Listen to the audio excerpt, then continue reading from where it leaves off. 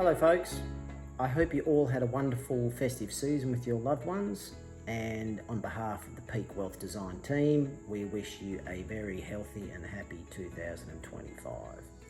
We have just posted the December quarter market update onto the website, so please have a quick look at that for a snapshot of what's been happening in markets for the last quarter.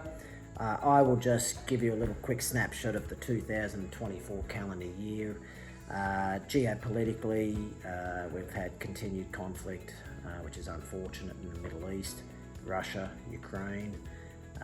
We've had a huge number of elections globally this year, and by and large the incumbent governments have not fared well.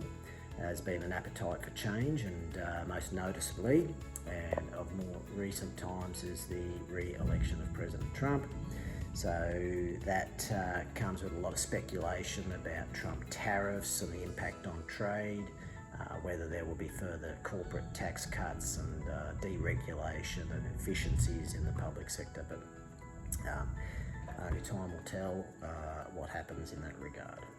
In terms of market outcomes, 24 will go down as a very low volatility year by historical standards. So the share market, overall, it just moves. It can move quite differently to what happens geopolitically and economically. The best performing developed market in 2024 was Israel. So who would have thought that a country that's currently in a big deep conflict with various different regimes would have produced the best return outcomes. But the share market is always a forward-looking beast. So hopefully the recent ceasefire news, hopefully that can lead to some stability in the region and some better outcomes, and ideally some peace would be wonderful. But the key driver of markets globally again has been the US. The S&P 500 has achieved a 25% outcome for 2024. If you looked at the top 10 stocks by size, they produced a 40% outcome. This is off the back, really, or partly, of the artificial intelligence theme and the craze, and there's a huge demand for chips. These big companies, they want to be at the forefront of this new AI world. There's a lot of optimism that over the next decade and beyond, this is going to lead to a huge productivity growth. So that's been a positive for markets, no doubt. On an equally weighted basis, the US market would have only gone up by 13%. So just goes to show those big, large companies, their valuations have been beat up quite considerably. So I just don't think you can get complacent about that. So there's parts of the market, arguably, that offer better value from a risk-return perspective going forward.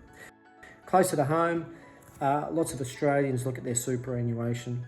So a typical balanced fund looks to have achieved around about 11% for the year.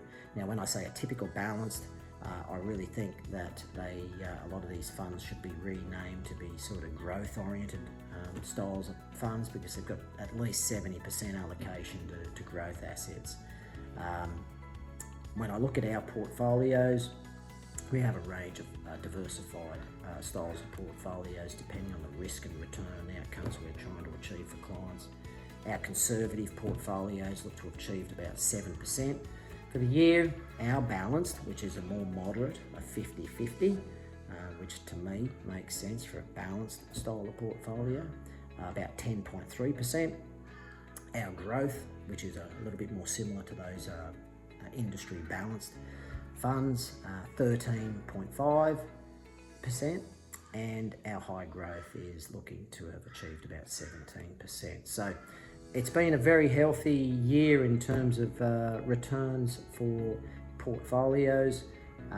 Let's hope 2025 can produce reasonable return outcomes as well. But as we all know, inevitably there will be times when the market doesn't go up, and there'll be volatility, and there's going to be bad news comes out and happens all the time.